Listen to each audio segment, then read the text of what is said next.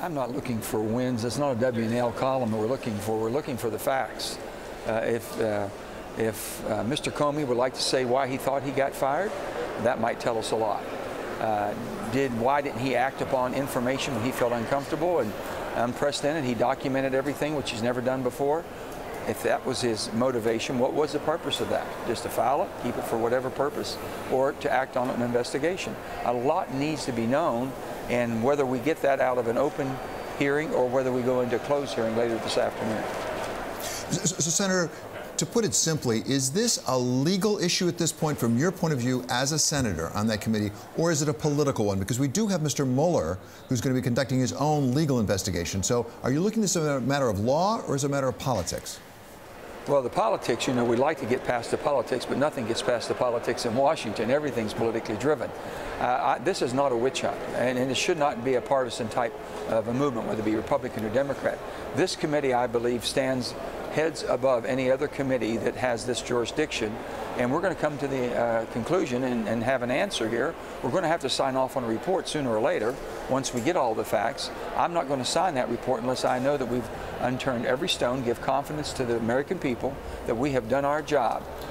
They want to know, was the president involved? How was he involved? To what extent? Did he know anything? Did he direct people? Were other people involved for what, really personal gain or for political gain?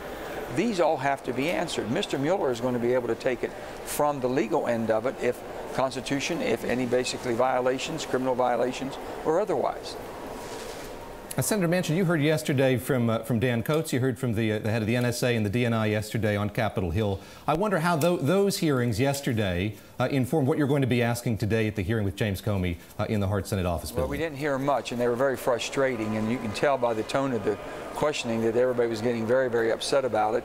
And at the end, I said, would you all be able to come to a highly classified security hearing with the Intelligence Committee and answer the questions we're asking? Two of them said yes. The other two said they could not because of the investigation that Mr. Mueller has ongoing.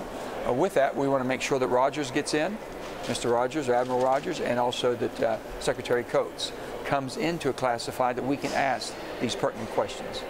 Yes, Senator Manchin, on that note, how important is it here to have a public hearing, a hearing in open session this morning, followed by one this afternoon in closed session? How are you going to divide your questioning based on the fact you're going to have that bifurcated hearing in the morning, hearing in the afternoon? Well, there'll be a lot of answers we're not going to get today. We understand that because some of it could be very classified and lead to an investigation that's already ongoing. When we're into the SCIF and into a highly classified meeting, we can ask those questions, and it's basically kept within the confines of our committee and our staff. That's what we need to do, because that's how we're going to make our final decision. So, Senator Manchin, as a senator, what sort of reputation does Mr. Comey have with you? This is not the first time he's appeared before the Congress. He has a track record. As he comes in, is the Senate inclined to give him credence?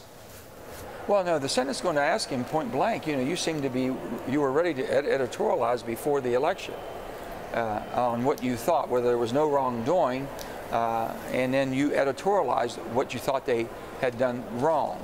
And then you got involved and came back, you thought you had to clarify that, and there was more information you need to investigate. Then you came right back and said, no, we've investigated it over the weekend, there's nothing more. So he was inclined to get very much involved then. Then he has meetings after the election during the transition, and things changed. And he just basically documented it and put it away. Why was he not inclined to act more upon it at that time, or did not think it was serious enough?